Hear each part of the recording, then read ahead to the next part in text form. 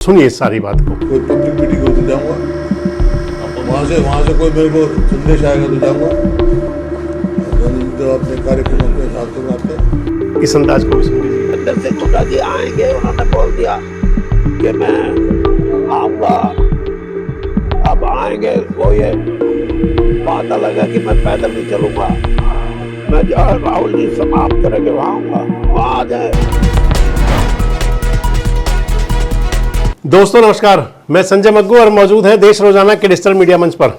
कांग्रेस की बात हो और कांग्रेस की इंटरनल जो सिर फटअव्वल होती है, यानी कि गुटबाजी की चर्चा, उसकी बात ना हो तो फिर लगता है बात अधूरी रह गई, बेमानी रह गई।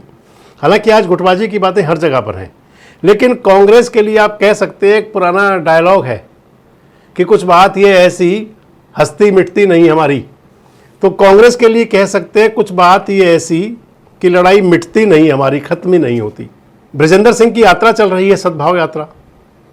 सद्भाव यात्रा को लेकर के अब पिछले दिनों, हालांकि बृजेंद्र सिंह जी अस्वस्थ हैं, आज मैं उनका फेसबुक पोस्ट देख रहा था जिसमें था कि बृजेंद्र सिंह जी अस्वस्थ हैं और एक दो दिन आने वाले दिन उनकी यात्रा अभी स्थगित रहेगी। तो हम भी ईश्वर से उनके बेहतर स्वास्थ्य की कामना करते हैं। एक कुशल नेतृत्वकर्ता जो इतनी बड़ी यात्रा निकाल रहा है तो उसके लिए शुभकामनाएं बनती हैं। तो बृजेंद्र सिंह जी की जो सद्भाव यात्रा चल रही है उसमें बड़ी चर्चा है कि राहुल गांधी आएंगे। और वैसे भी इस समय आप बृजेंद्र सिंह को कह सकते हैं कि वो राहुल गांधी के अवतार से में ही हैं लगभग। जो उनका करैक्टर है सारा वो राहुल गांधी जैसा ही दिखाई पड़ता है बिल्कुल।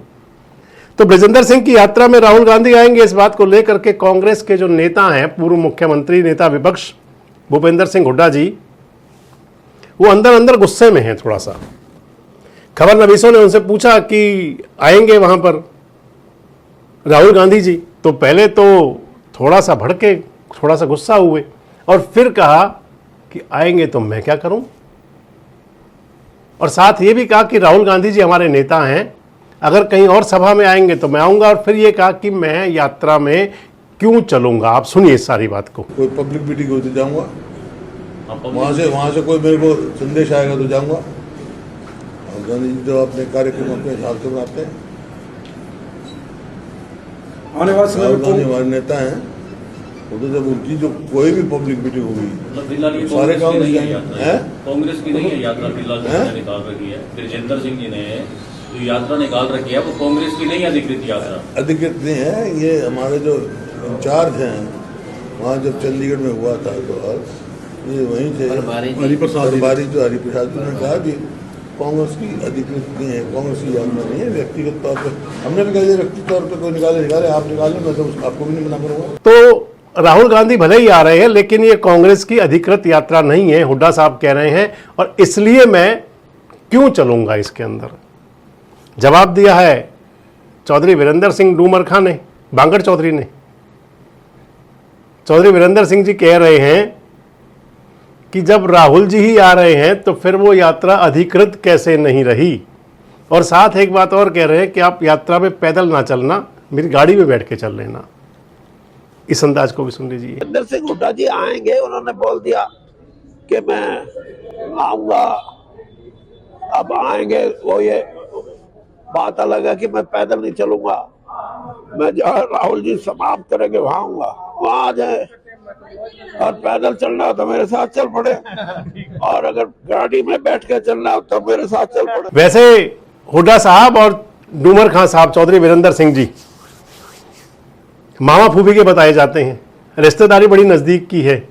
लेकिन ये जो सियासत है, ये सियासत न कुल को छोड़ती है, न जल को छोड़ती है, न रिश्ते को छोड़ती है, न नातों को छोड़ती है।